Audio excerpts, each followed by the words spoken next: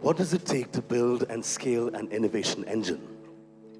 From business models to ethical frameworks to technology, our next speaker is going to address them all.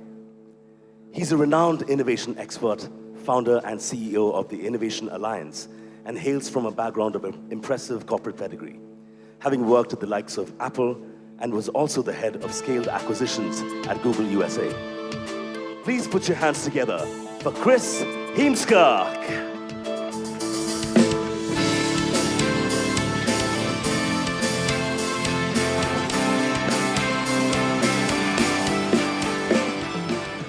Ladies and gentlemen, D3 2024, it's a pleasure to be here. This is my first time in India, and I'm very excited to be here. And I wanted to, first of all,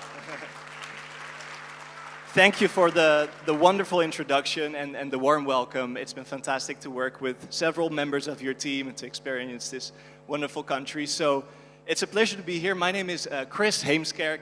And today we'll be talking about innovation, we'll be talking about scale, and about innovation culture. So I hope you're all excited, and I hope you're all ready. So who's ready to build an innovation engine? Great. And so just as a quick introduction to show you through what kind of lens I like to look at innovation. So before 2012, spent some time in Europe, and then 2012, 2016, I was working at the European headquarters for Google in Dublin, in Ireland. And then in 2016, I was asked to come and oversee the inbound sales operations for Google in North America, which was called Scaled Acquisitions. And after that, after 2023, started my own company, which is called the Innovation Alliance, which is a global network of tech executives and innovation leaders. And together we help companies develop innovation capabilities. And so this love for innovation and this love for doing new things came in 2018 when we were studying leading and building a culture of innovation at Harvard Business School at the time. And I stayed in touch with a professor called Linda Hill, and she's a renowned author in innovation. She's published many books, so it was an honor for me to meet her. And I told her, like, hey, we have this innovation lab in Google. It's called the Sales Acceleration and Innovation Labs. And so this was the place in Google where we would test new bets. And I was an advisor to the lab at the time, and I asked her, like, hey, maybe it would be nice to document that and to build a case study, as you might be familiar with the Harvard case study. So it took 5 years, but now finally we have a case study also now together. And so we documented the Sales Innovation Labs efforts at Google. So this is about how do you innovate in a sales operation, right? Because you have a quarterly target on your back, like how do you invent new things? But then I was still not satisfied because on Monday morning, 9 a.m., I wanted to have something concrete and something tangible. And so more executive education, more reading, more peer-reviewed journals, but also networking. So for example, we have Prapti Jha and Harsh Wardhan that we met at the front end of Innovation Conference. So basically diving deep into this mystical term of innovation and getting familiar with it. And so one of the products that came out of that was the Innovation Scorecard, which basically looks at, okay, if you want to build innovation capabilities, if you want to make it practical on a Monday morning, what are some of the ingredients that keep coming back? And so we look at culture, organizational design, external dimensions, but also measuring the efficacy of your innovation efforts. So for today, of course, today is about scale. And there are 4 themes that I would love to cover. So starting off with some alignment on the definitions, some of the building blocks in order to make innovation scale, a little bit about culture, and also regarding organizational learning and efficiency and speed. So when we talk about innovation, of course, we hear a jungle of buzzwords, right? We have disruption, we're talking about AI, some of them are talking about design thinking. So a lot of these buzzwords. So I would love to kind of like align on the definitions in some cases, and even the top professors don't always agree. So I took 3 of them. So the first one you will see is Michael Porter, and he likes to look at innovation not just at products and services, but also at business models and processes. And then we have more modern authors, such as Tendai Vicky. He says, well, in innovation, it's great if it's new, but it should also be profitable, and it should be sustainable.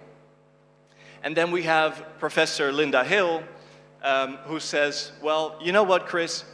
I've been there, I've seen it all, I've done it all.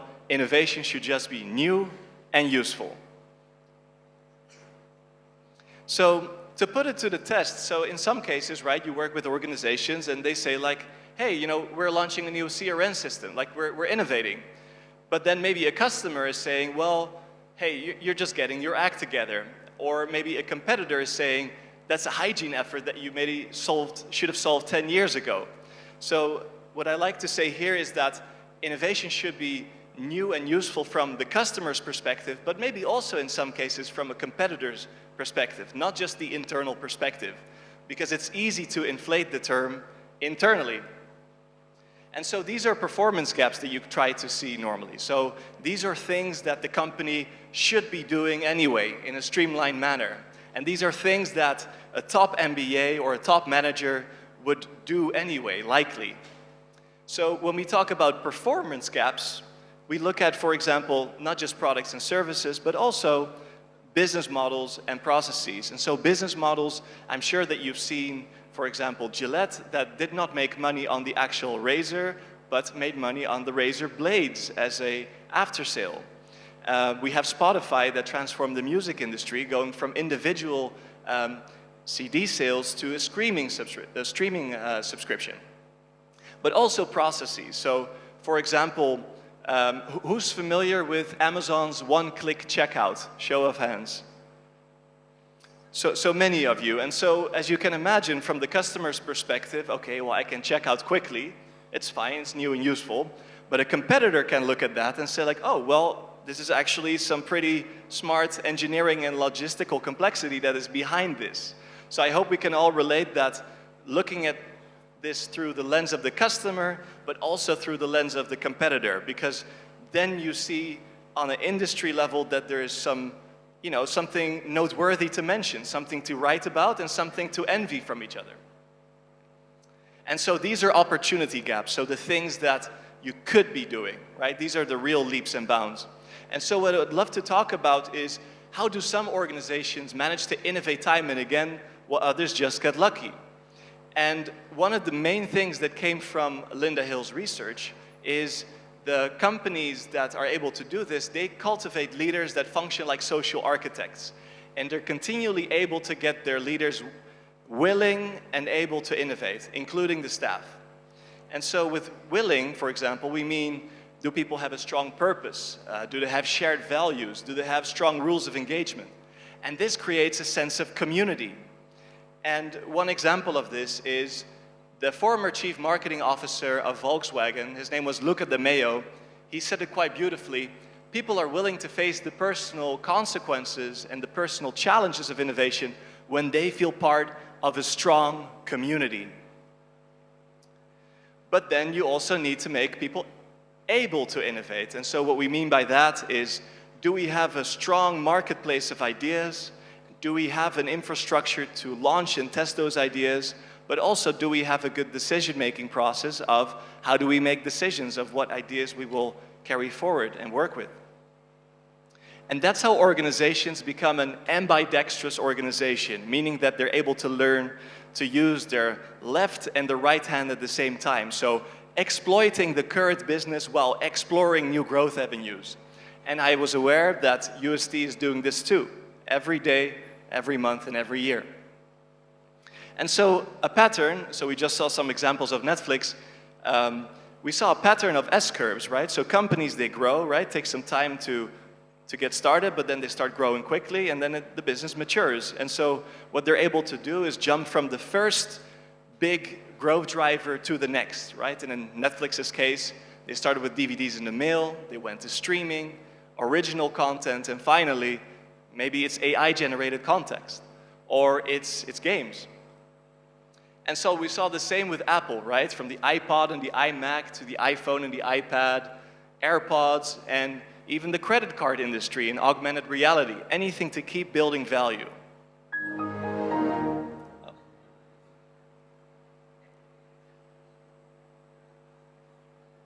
I think technology is not having a great day.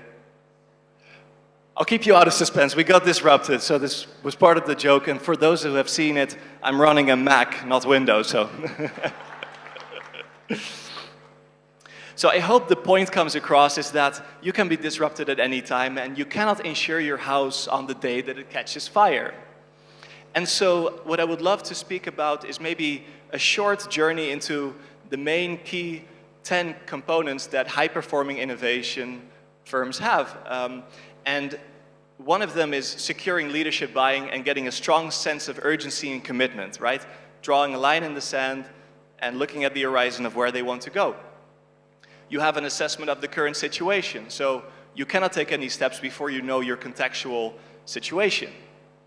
And then slowly on, you start to develop your innovation perspective, so your innovation thesis. And what I mean by that is, for example, on the left side, you start to look at what are some successful and growing products that we have? What are some assets and unique capabilities that we have as a company? And then on the right side, you can start to look at, what are some opportunities in the market, some new ideas, some customer trends, and how will we make decisions of where to focus in the first year, 3 years, and maybe 5 years out. But then, equally important, also saying what the exclusion criteria are. So where will you not invest? Because focus is, of course, something that is very important. And then slowly on, you start to develop your innovation portfolio. So what we mean by that is keeping track of all the innovation projects that you're doing, how far along are they, how are we rating those projects, so how well are they doing based on different criteria, in what innovation horizon are they, meaning is it something close to the core, maybe something adjacent, or maybe something more transformational. How much have you invested? What is the net present value of that? And we see that a lot of these companies, they have a good mix in the portfolio. So they have about 70% of their innovation work in the core business. They maybe have about 20% in adjacencies, so new products for existing markets, or taking existing products to new markets, but also more transformational work where you develop entirely new products for entirely new markets. So for example, Amazon at the time, transitioning from e-commerce also to building Amazon Web Services, I hope many of you are familiar, they had an engineering capability that they leveraged in order to enter a market that they were not active in before. So I hope you can appreciate that the transformational work is the hardest work, and it takes the most time, and it has the most risk. And so the innovation model is basically the innovation mix. So every company has their own unique mix of finding new areas in the organization of how they can drive new efforts. And so some organizations have innovation labs, which I'm sure UST has. I saw that on the website, which is fantastic. You have hackathons in some cases. Maybe in some cases it's mergers and acquisitions. So across the company, right, there's many ingredients that you can use. And when do you use which ingredients when, in an appropriate way? Kind of like an orchestra, kind of like a harmony. And then you need a framework, right? You need a way to build, measure, and learn, right, as you go with these experiments, and find ways to have a unified, a universal way to conduct these experiments across the organization to make sure that everyone is basically speaking the same language, and that you're able to compare apples to apples when leaders have to decide on which innovation project will continue versus those that will be maybe paused or retired. Involving stakeholders, so this sounds obvious, but many times I've worked with teams that work on a project for 12 months, and then in November, they ask legal for permission, and legal is saying, well, we cannot do this, right? We're climbing a ladder, and the ladder is standing against the wrong wall. Sometimes you also have that with marketing. So maybe marketing is saying, well, it's a nice idea, but it's not a good fit with our brand. You need to establish KPIs, right, to keep each other accountable. You need to train teams on innovation methods in some cases. And also, sometimes you need to introduce tools and systems. And so these are a few examples of vendors, but we're at UST. You can develop these tools and systems yourself in order to track the innovation projects and accelerate them through the pipeline. So I have a question for you, and this is more of a philosophical question. Should you start innovation from an empty canvas? So the question is, should you have an empty canvas to innovate? Is that the optimal condition or not? Who feels that having an empty canvas is the optimal condition? Maybe show of hands. I think I see about six hands in total, not so much. Who says that you should not have an empty canvas? Okay, so the vast majority is saying you should not have an empty canvas. And let's look at that for a moment. So we have a term called the adjacent possible, and this was covered by Linda Hill and Professor Ryan Raffaeli at Harvard Business School. And basically what they're saying, what is the next best thing we can leverage to innovate? So I'll give you an example. Netflix started with DVDs in the mail, right? So they partnered with the DVD manufacturer. Then we had the emergence of stronger CPUs and also the widespread use of broadband across the States. And so that created an environment, two things coming together to find the next adjacent possible, which is streaming. And now, of course, we have producing their own content, we have AI-generated content, possibly coming soon, maybe also gaming, and so that proposes new options for a company. So here, the key message is, make sure that you are aware of the adjacent possibles and try to combine them in unique ways to deliver value for customers. And so the AI boom, like we've all experienced it, I won't go into depth about this, but as you can imagine, is that the AI boom, three things were coming together, right? We have the crazy amount of data that we have and how the data is organized. We have the computing power to process all the data, but then also you need smart algorithms to make sense of it. So if you take away one of these key recipes or ingredients, everything falls apart, and you're not able to have the generative AI boom that we have currently. So how do you know if you're on the right track? And many of you will know that sometimes you use a minimum viable product or a minimum viable prototype. And what we mean by that is a joke from Silicon Valley. This came from Y Combinator. And the best founders and the worst founders, they have something in common, is that they launch quickly and then iterate on their experiment. And then we have this huge middle section of people that are excellent students. They survey people, they get a market research, they do a business case, they get funding, but they spend all their time in their own head, right? They spend time in thought land, as Alberto Savoia likes to call it. And so I hope you appreciate that launching experiments quickly and learning from them is much more meaningful than a very detailed business case, because companies love business cases, but you have to be careful when to use them. So one example of this that I like to use is Zappos, which was one of the major shoe retailers in the USA at the time. And we have the CEO, Nick Swinmurn. And so what he did is, instead of building the website and buying a lot of inventory for shoes, what he did is he only built the website, and then whenever somebody purchased shoes, he would then go to a friend with a shoe store, and he would buy the shoes from the shoe store and ship it to the customer. Now, I know you're thinking this is stupid because he's not making any money, there's no margin. But what do you think that he had after 6 months of doing this? Exactly, he had insights.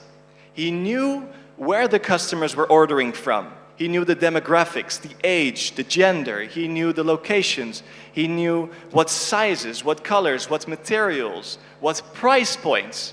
So after 6 months, he made a loss. But he had so much data that he was able to capitalize and use as inventory, right? To inform his inventory. So he has accelerated his business by maybe a year or maybe 2 years just by making a front-end website and then shipping it based on the order. The same happened with Dropbox. So many of us, I believe, were familiar with Dropbox. And instead of building the whole technology stack from scratch, because it was expensive, right? It would cost maybe $500K or maybe $1 million. What he did is the CEO made a video conceptually what Dropbox could look like. So once again, this is a mock-up video made by videographers.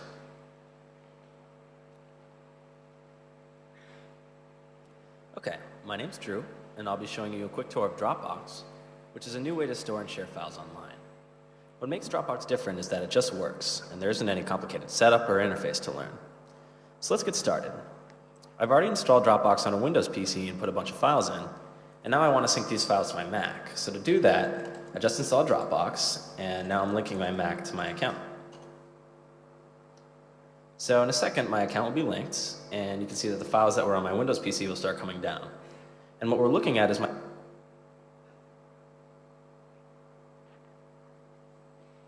So I hope you appreciate that this was all just a video mock-up. And after this, what happened is customers were excited. They signed up through the sign-up list. And then investors saw it. Wow, these customers are excited about this. We should fund this. And so how much do you think this video cost to make? It was free, instead of building the whole technology and getting it wrong. Okay, my name's Drew. And so, as you can see here, you see a pattern, right? They build something, they measure, and then they learn from it. And so there's 4 key tips when building your minimum viable product.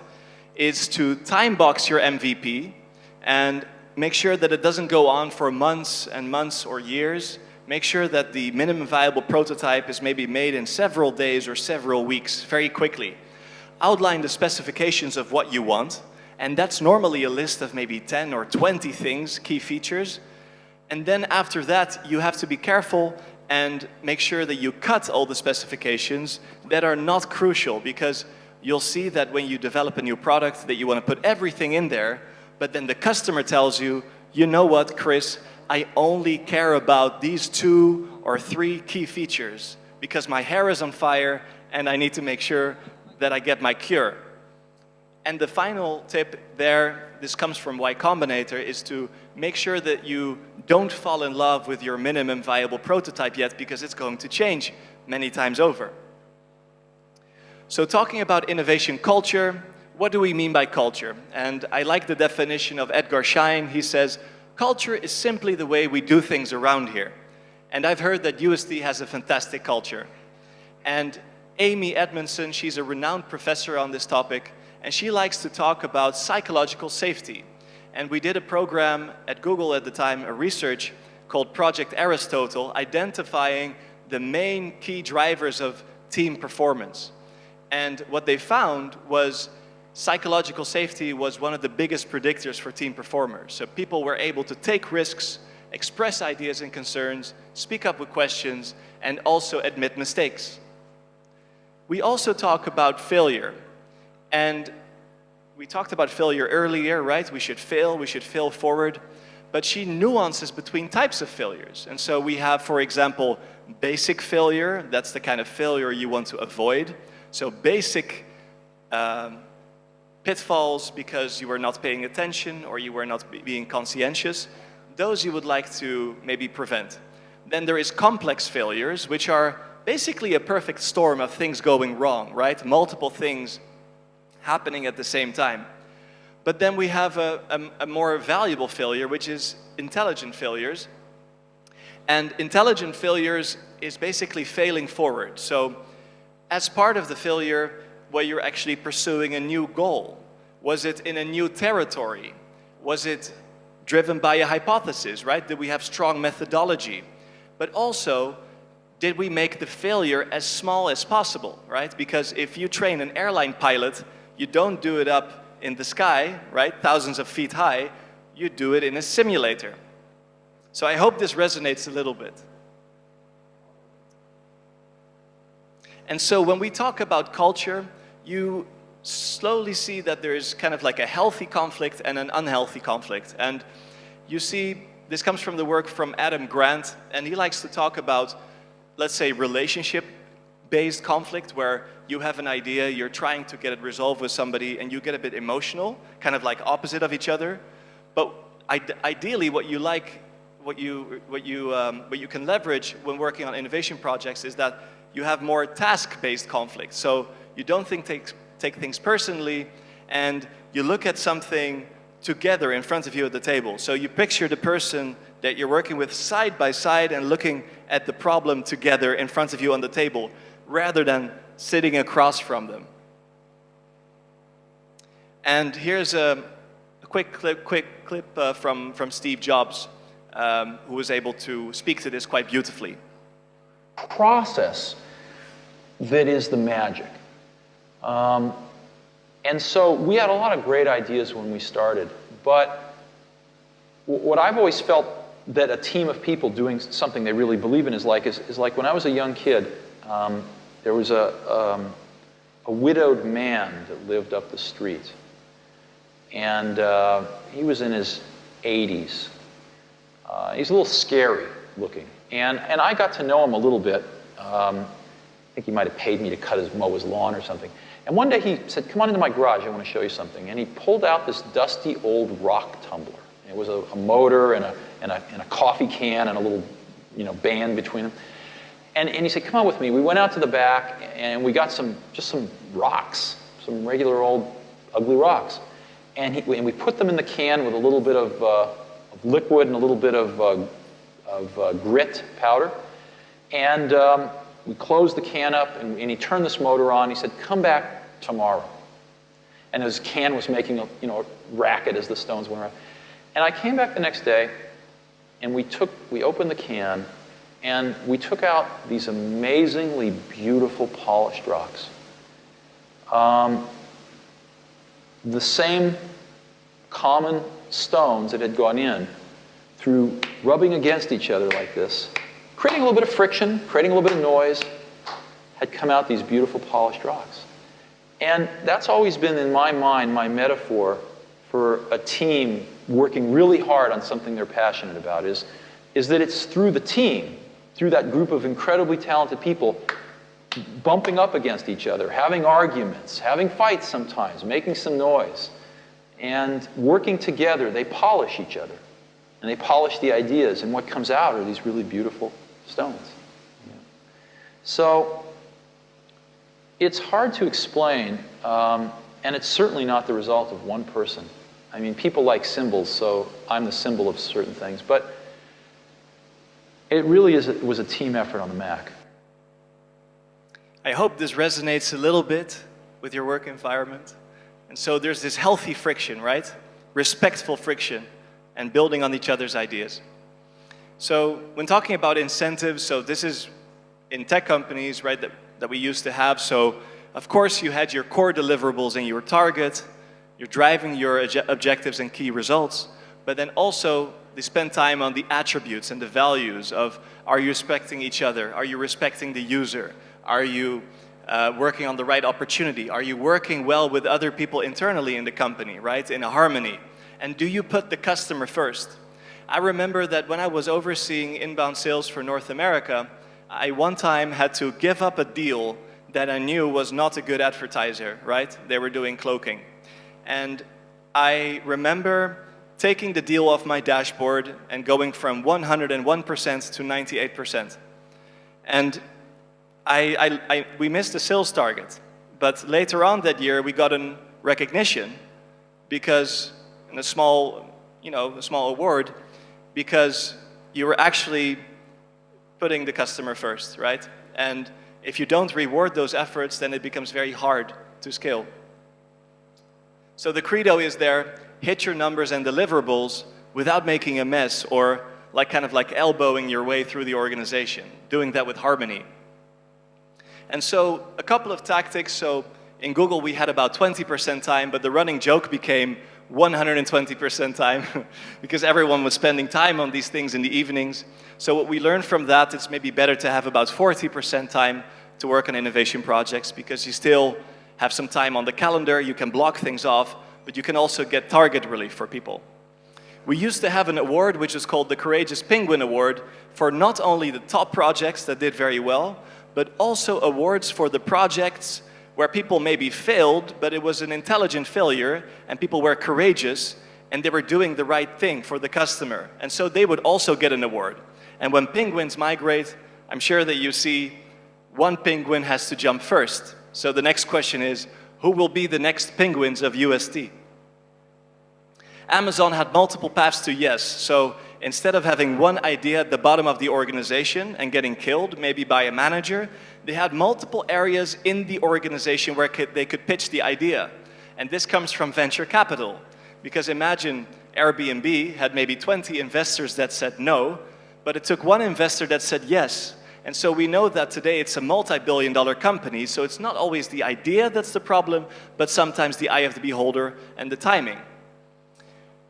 Future press releases is something that they did with regards to, if you have an idea, wait before sharing it and write a hypothetical press release as if it already happened with some pictures, so people can picture what you mean with your idea and people can give feedback on it in a tangible way. Amazon's empty chair was if they would launch a big new product or an important new decision, they would symbolically have one chair in the room empty, symbolizing the customer being represented, so doing the right thing. I have a quick question for you. What does she need? What does this girl need? A sense of safety, yeah. A ladder, maybe, yeah. She needs the book. We're getting closer. What she is ultimately needing, if you look at what kind of book is that? Encyclopedia, correct. And so she is solving for information, exactly, for knowledge. And so I think the metaphor here is that what is the job to be done? And in this case, we like to jump to solutions quite quickly, right? But the advice here is to fall in love with the product or the problem first. And so the question is, are you solving the right problem? And so in design thinking, you first look at the problem, you diverge in all the possible causes of the problem, you converge of what the likely root cause of the problem is, and only then do you start looking at the solution. So looking at all the possible ways to tackle the problem, and then converging again on the solution that is most likely to work.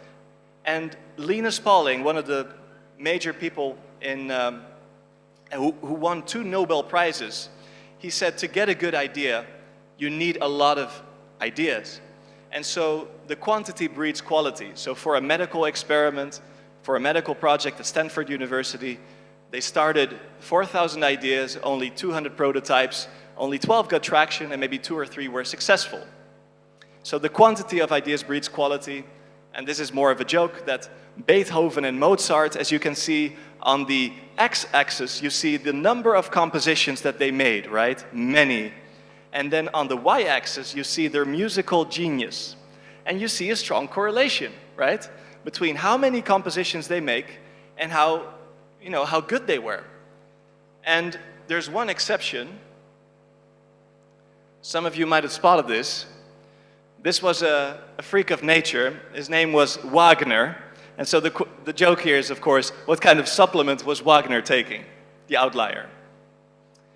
And wrapping up, I would love to give you some final thoughts about innovation at scale. So we learned about some cultural elements, we talked about the frameworks, we talked about some definitions, but I was thinking about this quite hard also over the last week.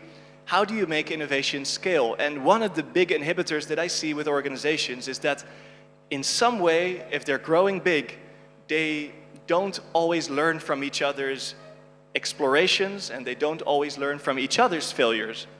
So the joke here is, of course, I never make the same mistake twice. I like to make it 5 or 6 times to make sure that I actually made the mistake. And so if you don't document your innovation projects, right, you end up repeating mistakes. It's going to be inefficient and costly. It's not great for resource allocation, but also it decreases your speed of innovation, right?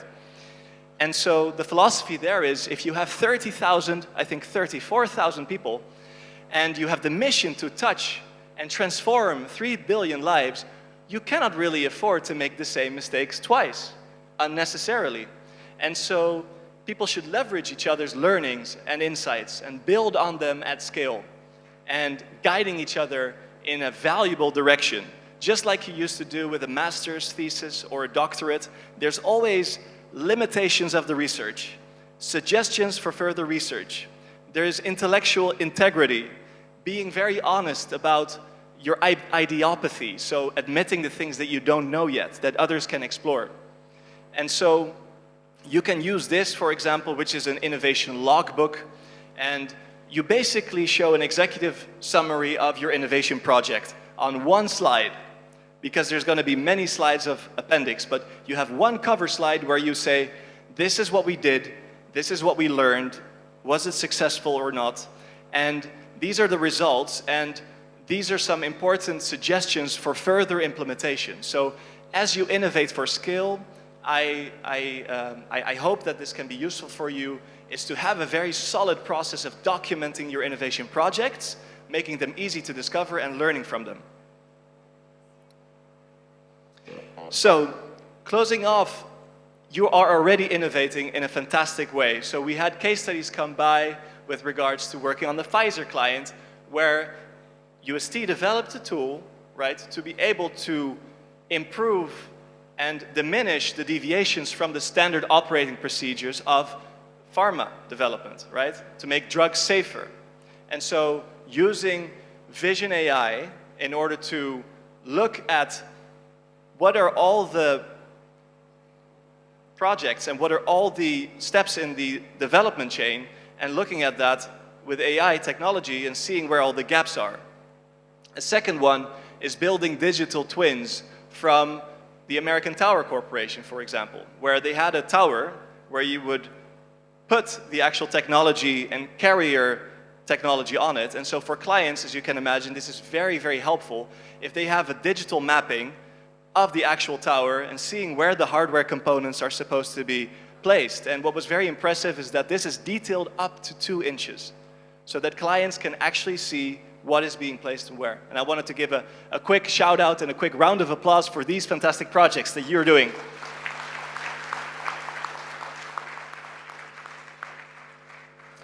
So closing off with the words of Mark Randolph in Netflix part of the Netflix story, as we saw today, is that the main thing that he's learned across 40 years of entrepreneurship is that nobody knows anything. Your idea, you don't know if your idea is good or bad. Your family doesn't know, your partner doesn't know, your colleagues don't know.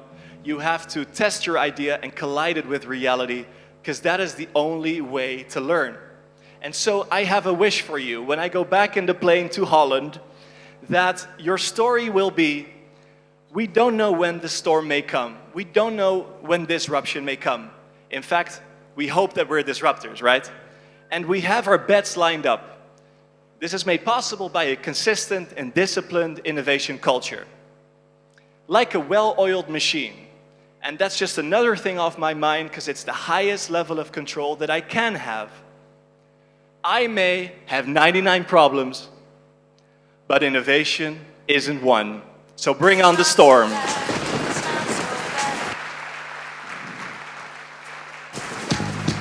Thank you very much.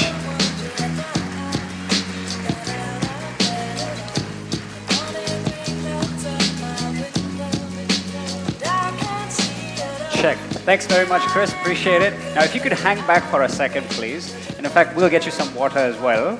But ladies and gentlemen, we're going to go into Q&A now. Just based on everything, Chris, you shared, obviously you provided a lot of very helpful, I think, frameworks and tools there, right? If I'm using the word framework out of context, I apologize, but I really think that's what that was, a very, very helpful framework. So, audience members, this is where we do Q&A. Now, something I failed to mention a little earlier is we are also joined by a bunch of other UST locations today. This is being streamed live to them. So there are folks there whom I will introduce a little later. We have MCs at every one of those locations hosting a couple of our select associates who've been invited, because D3 is an invite-only event.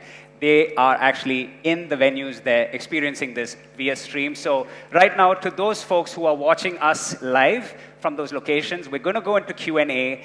And if you have a question, I will be notified. We will put you up on screen here, and you may ask Chris your question. All right? So that's just a note to those who are watching us via the stream. MCs over there, please make sure you ask the audience if they have any questions, that they take their mark, and then we will put them up here. But let's start with the room, because I haven't heard from the locations yet in terms of questions. Let's start with the room. If you have a question, please raise your hand, and there are folks with mics who will come to you. You can ask the question to the sound desk. Please make sure those mics are up here on the wedges as well. All right. And can we bring up the house lights? Because it's a little hard otherwise to see who's got hands raised. So just a little bit of house light would help at this point in time. Chris, did you get your water while we wait? Yes, thank you. Okay, Yeah. good. Nice. Okay. Okay. So do we have, is there a question in the corner there? If public speaking is the problem, don't worry about it. Just say what you have to say. I'll relay it. That's fine. Or you could even use the app. Just want to make sure, going once, going twice. Thank you. The first break. So can we give him a round of applause, please? Yes. I think that was just starting trouble. I know there are questions in this hall. I can sense that there are questions, burning questions. Like what Chris spoke, where did I get my suit from, things like that. I get it. Hi, Go Chris. ahead, sir, ask your question. Just introduce yourself by name and ask your question. I'm KK. I would like to know about your biggest innovative failure and how did you overcome that? Sorry, could you... Biggest innovative failure you talked about, right? Innovation, you have some failures and how you overcome that. Your biggest innovation failure. My biggest innovation Yeah, failure. and how did you overcome that, if you did? I have to admit that my biggest innovation failure was thinking too much in theory and in business plans. So I remember we were working on a project for a customer, and we had internal, internal debate about, what features to launch and what kind of things to develop. And also in my own organization, I fell into the trap maybe once or twice to think things through, right? Because that's what you learn in business school, right? You learn how to build a very slick business case. And it feels good, right? You get some dopamine because you have a sense of control. But the market doesn't care about your plans, right? The market cares about what are you developing for the customer, and will the customer find it new and useful? So I have to admit that my biggest innovation failure was the result of being able to make good business cases. So you tend to make more. And so right now, for example, how I overcame it was, I'll give you one example. There's a project that we have, or kind of like a product, a service, where we help a company develop innovation labs. And before, you would have built the whole curriculum and then sold it. But what we did in this case is that we made a prospectus of what will be featured as part of the program, then directly get feedback from the customers to see if this resonates with them, and then we start building the actual project or the product or service. And as you can imagine, this can save you months, because otherwise you're climbing a ladder that might be standing against the wrong wall. So I hope that resonates a little bit. Thank you.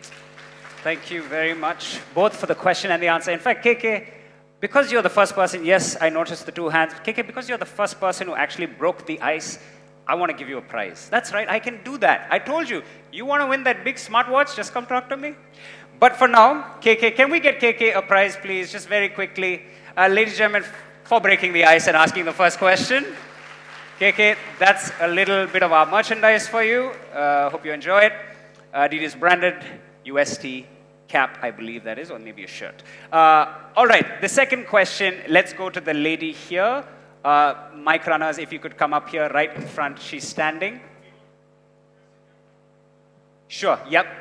We'll go here first, and then I will come then. Thank you.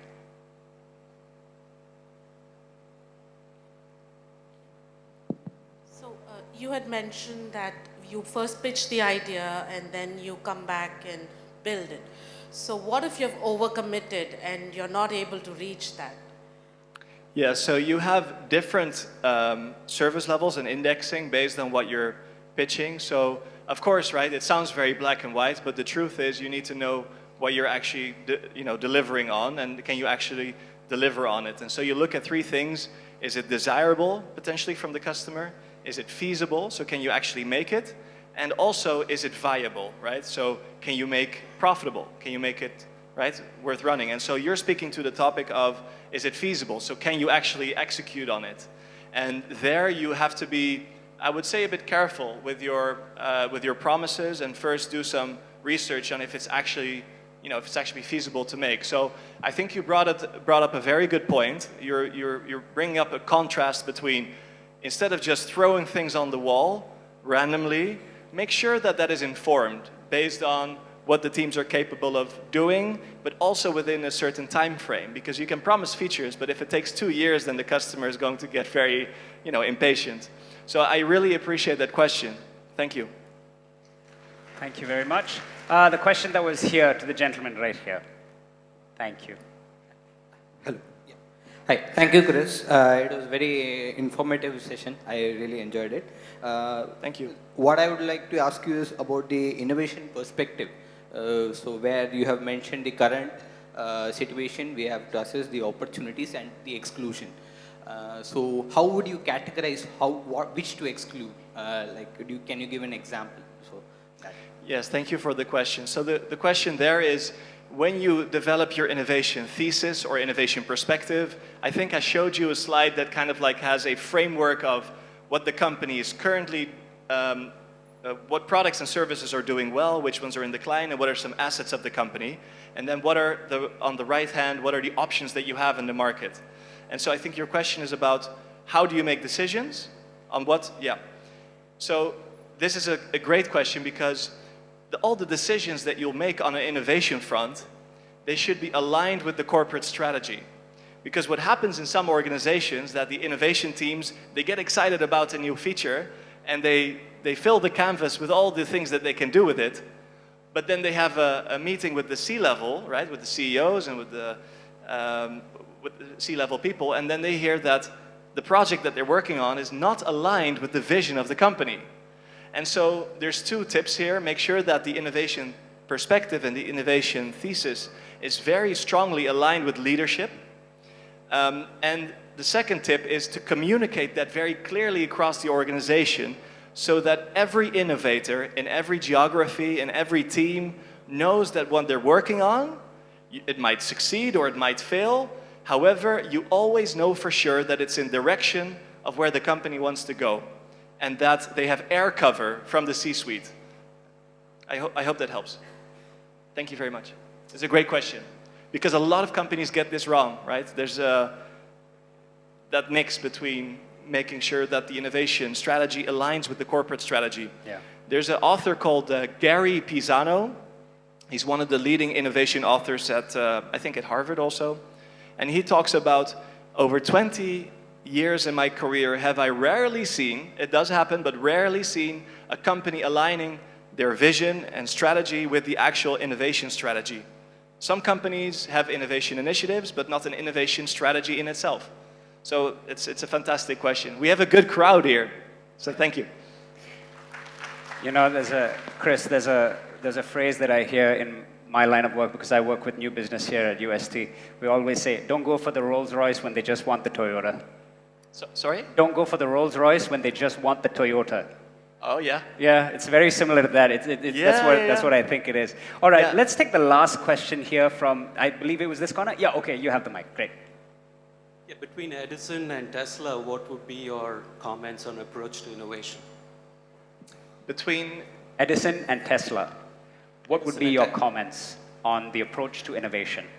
Well, what I really appreciate from Tesla is that they are rigorous with their mission and with their vision to accelerate the world's advent to sustainable energy, right? I think that's their mission. And what I really like about it is that in the current paradigm that we didn't have in Edison's time, in the current paradigm, you're able to actually publish your IPs for free, and for people to actually use the blueprint. And what I really admire from that is that facilitates co-creation, right? It facilitates crowdsourcing also of people leveraging those blueprints and intellectual property and using them also. And so many companies would decide to say no, right? It's proprietary, it's my IP. And what I think is courageous is that they really stand behind their mission and their vision, and they say, okay, well, we're going to give the IP away as a blueprint. And you see what happened over the last 10 years, the acceleration of sustainable energy. And it's sometimes very hard to do that if you wouldn't take those bold choices. However, you have to be careful when to use it, right? So you can give away many recipes, but you also don't want to, you know, give away the core recipe of your existence, right? So you have to be a bit careful. All right, okay. I hope that resonates. Thank you. All I right. have a question. Oh, yes, Arun, yeah, go ahead, please. The Uber usually gets mentioned in most of the keynotes, but it's a very little known fact that Travis coded for Uber sitting around 50 kilometers from here at the beautiful beaches of Varkala, which is in Trivandrum.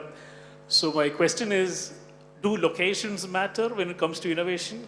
Do the big cities and incubators help, or do you have to get out of the comfort or the busy zone to innovate better? Yeah, it's a beautiful question, and it's a bit of a dichotomy. It's a bit of a paradox. So when we talk about intellectual capital being in one place, then I would say yes, right? There's a reason why certain places take off as melting pots and as tech melting pots, right? So in short answer is yes. But there's an interesting ring to it, because I used to live in Arizona, in Phoenix, for about 7 years. And we were the first state in Arizona to have Google's autonomous cars, Waymo, and Uber, to have them driving around the cities in Phoenix, right? Many of you have seen this. And why is it in Phoenix, right? It's less dense than San Francisco, right? The roads are a bit broader and more predictable, and it has good testing climate. So to answer your question, it's a double-sided question, which is good. The melting pot for getting engineers together in one place and having that healthy amount of, you know, debate and friction, the water cooler chats, yes, you need that. But to actually deploy it could well be on the North Pole, right? So it's a combination of those two, I think. Thank you. Thanks for the question, Arun. And thanks, Chris, for patiently answering these questions. Of course. Ladies and gentlemen, before we let Chris go, can I please invite on stage Colleen Doherty, who is our Chief People Officer, to come and just give you, Chris, just a token of our appreciation for you coming out here. Now, the gift that we have as they make their way and bring it is actually this little blue pottery that is a very traditional craft from Jaipur. Right? It's characterized by its cobalt blue color that you see over here. So that's just a little something that we have. It's beautiful. So Chris, let me get the mic for you. That ruins the photo. All right. So this is what we're giving all our speakers today, just as a moment, as a token of our appreciation. So thank you very much, Chris. Thank you very much, Colleen. Appreciate it. Thank you. Thank you.